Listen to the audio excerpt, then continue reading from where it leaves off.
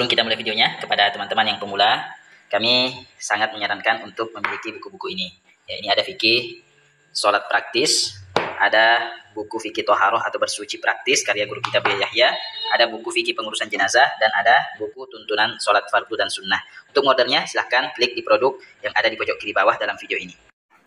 Nah, kemudian selanjutnya rukun qauli atau sesuatu yang wajib diucapkan saat kita sholat agar sholat kita dianggap sah, yaitu hanya ada 5. Ya, jadi teman-teman yang pemula, ya mohon dicatat ya bahwa yang wajib untuk diucapkan saat kita sholat itu hanya ada 5 agar sholat kita dianggap sah. Ya, selain daripada yang 5 ini, itu nanti semuanya hukumnya adalah sunnahnya sholat.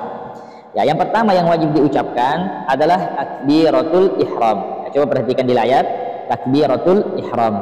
Ya, Allahu Akbar.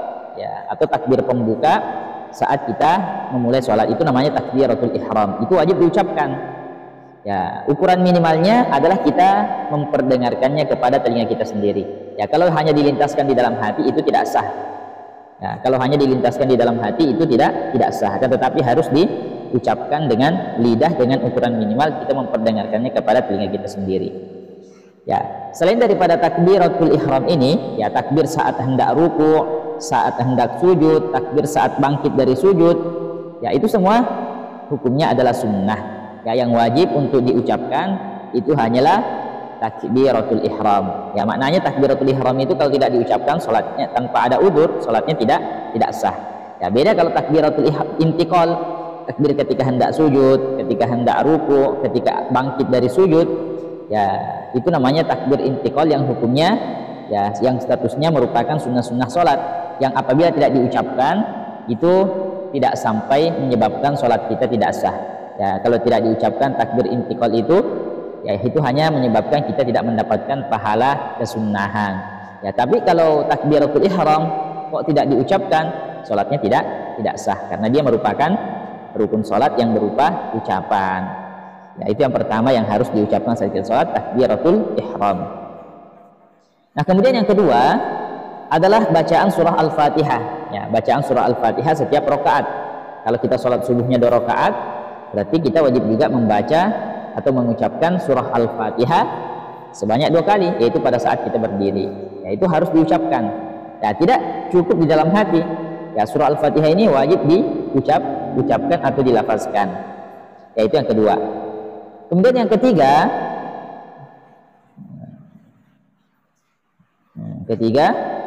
yang wajib diucapkan saat kita sholat adalah bacaan tahiyat akhir, tahiyat akhir. Nah, ini wajib diucapkan.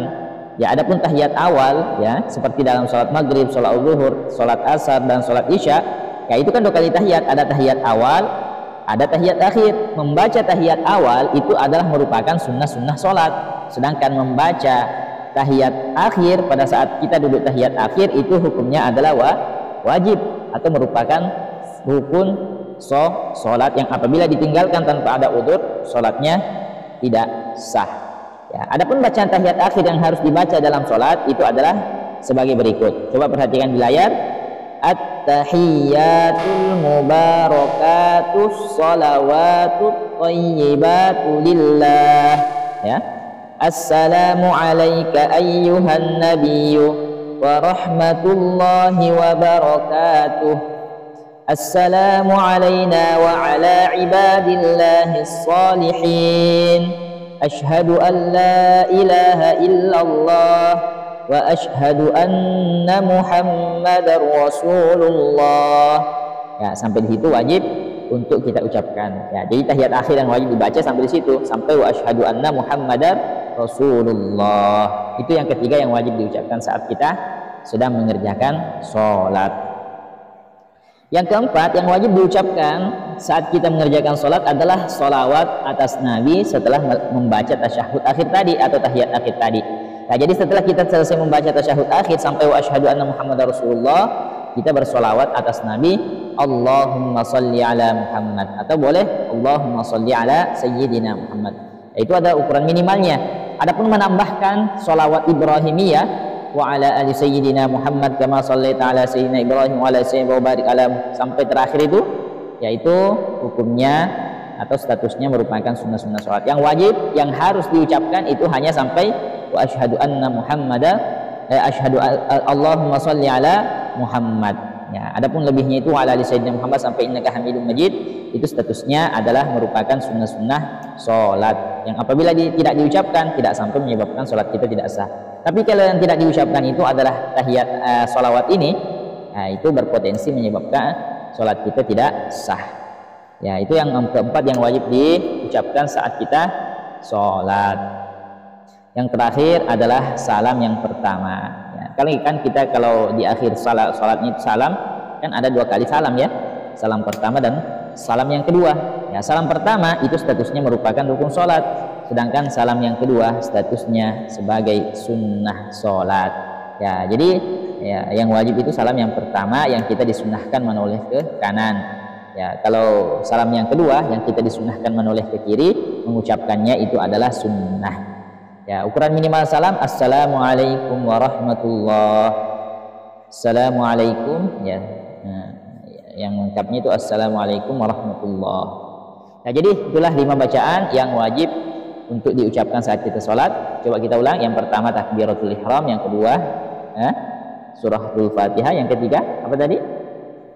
Membaca tahiyat akhir, yang keempat membaca sholawat setelah tahiyat akhir, dan yang kelima mengucapkan salam yang pertama. Itulah 5 bacaan yang wajib untuk kita baca atau yang wajib untuk kita ucapkan saat kita sedang mengerjakan sholat. Ya, semoga bermanfaat. Lebih dan kurangnya kami mohon maaf. Assalamualaikum warahmatullahi wabarakatuh. Niat sholat asar ketika sendiri ataupun farid. Usalli fardhal asri arba'a raka'atin mustaqbilal qiblati adaan lillahi ta'ala. Yang artinya, aku niat melakukan sholat fardu asar 4 rakaat sambil menghadap kiblat saat ini karena Allah Ta'ala. Niat sholat asar berjamaah sebagai imam. Ketika kita menjadi imam dalam sholat berjamaah sholat asar, niatnya adalah usalli fardhal asri arba'a raka'atin mustaqbilal qiblati adaan imaman lillahi ta'ala. Jadi ada kata tambahan kata imaman, yang artinya aku niat melakukan sholat fardu asar 4 rakaat sambil menghadap kiblat saat ini sebagai imam karena Allah Ta'ala. Selanjutnya, niat sholat asar berjamaah sebagai ma'mum. Usalli fardhal asri arba'a raka'atin mustaqbilal qiblati adaan ma'muman lillahi ta'ala.